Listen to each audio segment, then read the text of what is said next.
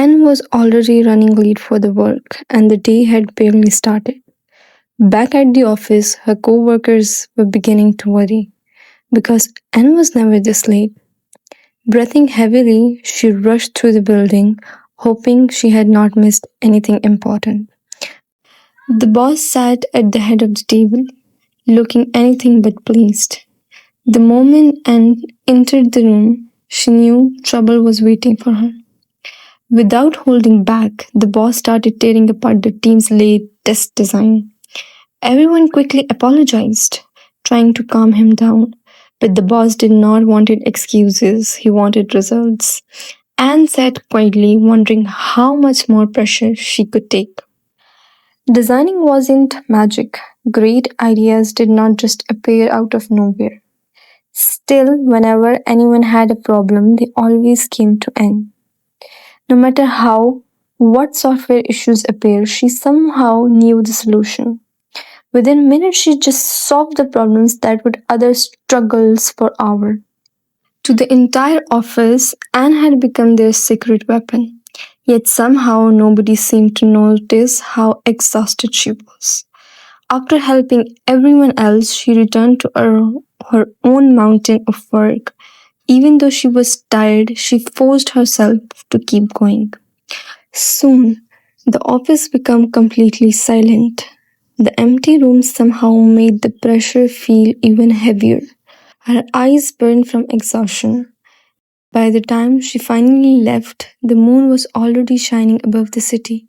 The last train carried her home through the quiet night.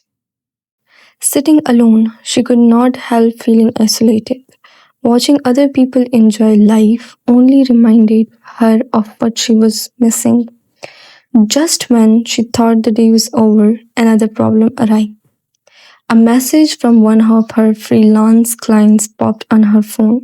She had completely forgotten about her freelance logo project. Panic hit her instantly. She had not even started sketching yet. She opened the client's reference images. The logo was for a bar. There was only one problem.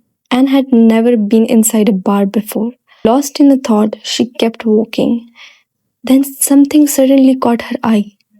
The sign outside a building read Joy Bar and Bistro. A strange idea entered her mind. Maybe seeing a real bar would help her understand the project. This place looked exactly like the reference photo her client had sent. The staff welcomed her warmly and guided her to a seat. For the first time all day, Anne felt a small spark of hope returning. There she noticed a bartender. She was making drinks for the customer. Suddenly, Anne realized that this bar was exactly like her reference photo sent by the client. Anne was in shock. She went to the counter in front of the bartender and sat there. Bartender greeted her with a smile and looked her at the menu, posing like she was thinking hard what to order. Bartender was looking at her without blinking, and then she smiled with her whole heart, like she remembered something. Both of their eyes met and they got confused. Anne thought why she was looking at her like this. Anne started to look around and notice little details. Anne again opened the menu to look busy and avoid eye contact. Anne couldn't recognize a single drink on the menu. Everything was so fancy named. She ordered the only name she was familiar with on the menu list, that was ice latte. While a bartender with the red hat was noticing Anne carefully, suddenly the bartender asked Anne, "How was your day, miss?"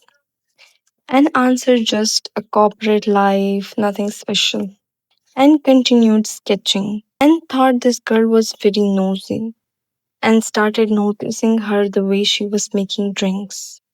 Anne was impressed by her. Unconsciously, Anne was sketching bartender. That very moment, bartender offered Anne her drink. The bartender screamed, "Are you drawing me?"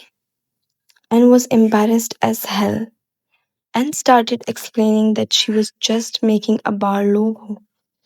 Bartender asked, "Do you enjoy your job?" quickly and eyes were teary. Seeing her cry, bartender got really upset. Bartender said, "Sorry if I'm too nosy," and said, "No, it's just that I'm exhausted," which is visible on my face, I guess. Bartender said, "Relax. If you need any help, just tell me."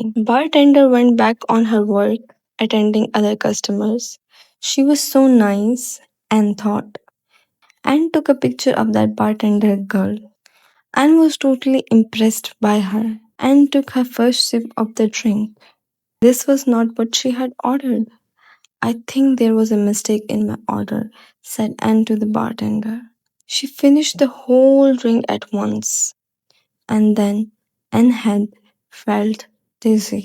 Now let's move to the story of the bartender. Every guy seemed to flirt with this beautiful girl. Even girls had crush on her too. She was perfect. Her hairs were perfect. Her smile was perfect. She was not only beautiful, she always helped everyone and was very kind. But she did not had a supporting family. She was so exhausted with her luck. One day, while she was extremely tired from dealing with the customer, she saw another customer arriving. Ah, another customer, she thought to herself. Suddenly, she noticed that she had seen this girl somewhere. Tried hard to remember, but she could not remember how did she knew this girl. Suddenly, by looking at her hairs, she recognized her. "That's the sad girl from the road."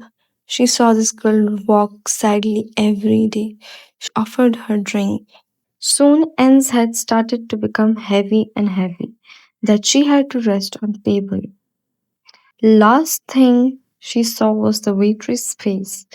While her eyes were getting closed, she could only see her face.